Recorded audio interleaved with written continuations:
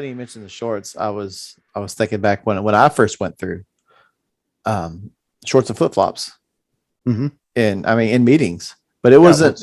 No one said a word about it, and I didn't know any better. I didn't really. It shows how much we've grown as Masons and as men since we were initiated. And I keep that picture in my little box because it reminds me too, that little thing we teach about, what is it? Internal, something like that, external thing. Yeah. How important that is, because we don't know what that guy's been through that just walked in some ratty outfit that we're like, I would never don the doors with that. Well, I did, It was just unbeknownst. And as soon as I realized, I don't know that I realized as much as I made Masonry special for me. Mm-hmm. I felt, I don't want to say obligated to dress up. I just felt better when I did. Yes. Yeah. Yes. And I didn't do that for anybody else. I didn't do that for nobody else. I remember a few years ago, there was a picture going around of, I guess they did like several EAs or whatnot, and they're wearing like jeans with holes in them and shorts and stuff like that. And they kind of got some flack, and I don't blame any candidate for wearing shorts to lodge. Yeah. It's the failure of the lodge to really set any kind of expectations. Yeah. I mean, and it's not like it happened yesterday either. Mm-hmm. And my thing is that here we have a moment to celebrate something successful in the craft, and they post a picture, and we're going to nail them for either, and it just to the wall for wearing something that we wouldn't wear, or, oh, you can't post a picture here. You know what I mean? Yeah. Because there is private messaging, and there's, again, something about private whispering stuff to brothers when they need help. But God, Facebook has just gotten out of hand with that. Yeah. I never seem to get the private stuff. Everybody feels everything I do out in the public. Dude, I get it all. They're so but quick. Then I ask for it a lot of times too, and I really shouldn't. But there's a difference between real discourse between brothers, because you don't have to agree with me. Mm-hmm. And you can be forceful in your argument, but be tactful, and some of this just, and I think most people see that from me, so I don't worry about it so much. What, being tactful? hey. They understand my passion and my love for Freemasonry. And that's something, that you bring up a great point, that I love our fraternity so much. I hold it in such reverence that I really enjoy dressing up for it. I like being my best, bringing my best, mm-hmm. making it an honorable experience. And it really is kind of, it really is kind of wrong for me to badger somebody that doesn't have that same feeling yet. Yeah. They may be early in their years and just don't have that, or aren't in that lodge that makes them feel that way. Mm-hmm. They hadn't been initiated into that part of Masonry yet. Yes. So it does, it is something that I have to be patient and be more understanding in that manner. That's for sure. That's for sure. I do push it a lot, but I do think we need to hold a higher standard. Oh, but I think that me personally, I shouldn't, downplay what people are trying to do as they do it, I guess. Yeah. No. Because you hit a trigger word of mine with standards. You're absolutely right. But we're taught how to hold those standards, whispering good counsel, all those things that we have, praying for each other, that we have built into our rituals that teach us how to, teach each other how to be better and remind each other how to be better. So when it's tactful and it's coming from a place of love, that's great. But we also have to realize it's really hard to accept that stuff too. Yeah. You know what I mean? Where it's like, I wish you wouldn't wear that to lodge, because it's so embarrassing and hard to accept that you were wrong. Right. I personally will never criticize anybody for what they wear to lodge. Mm-hmm. However, I believe in like positive reinforcement.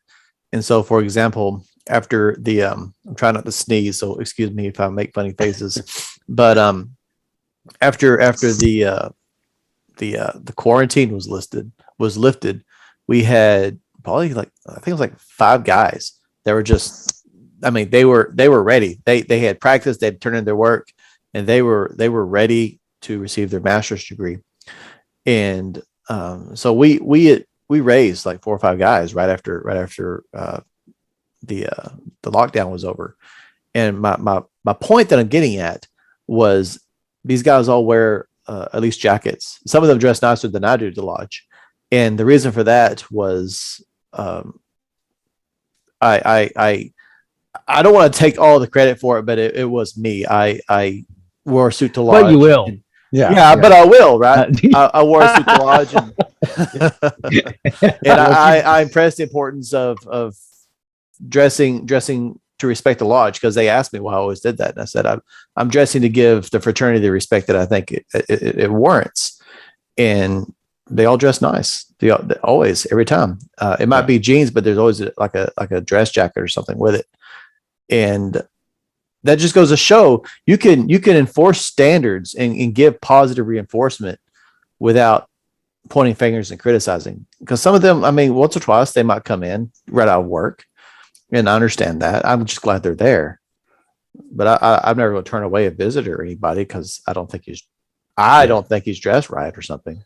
No, the only way it would happen is if it were some kind of occasion that would require it. But that's where you let them know. You know what I mean? Hey, there's a dress code or whatever. But I love to use our degree team as an example, because years ago when my grandfather passed away, the brothers from the lodge helped me with the degree, and we all wore black suits with black ties and black shirts. Nice. Yeah, nice. We were like, oh my gosh, this looks wonderful. This is what we should wear for degrees. So there was 3 or 4 of us that started doing that. Uh-huh. Well, now the candidates and everybody else, like for their fellow craft degree, they'll show up in all black. You know what I mean? Nice. They'll ask, is that the uniform we're supposed to wear? It's like, no, if you want to wear it, great. And we've come to the point to where we encourage it. If you're going to work in the degree, wear all black. But man, it looks so good. White aprons, black suits, the lights are dim. Because you can't really see anybody's face, there's shadows, and it's just all you see is those white aprons and black suits and the hat. Yeah, I think a lot of guys want to dress nice. They want a reason to dress nice, but they don't want to be the only one showing up in a suit and tie. They don't want to stand out. I think it's the same reason a lot of them won't wear their aprons that they're given, just because. We're given an apron to wear, right? But no one else does, so they don't want to. They don't want to be that odd man out.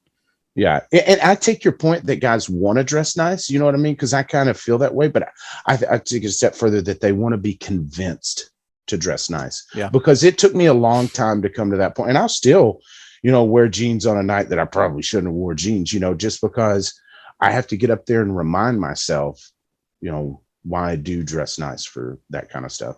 Mm-hmm. But I kind of encouraged it through my officers. When I became master of the lodge, I asked everyone, okay, if you're going to be an officer, I want you to dress like you care about what we're doing. I'd like to do a suit and tie.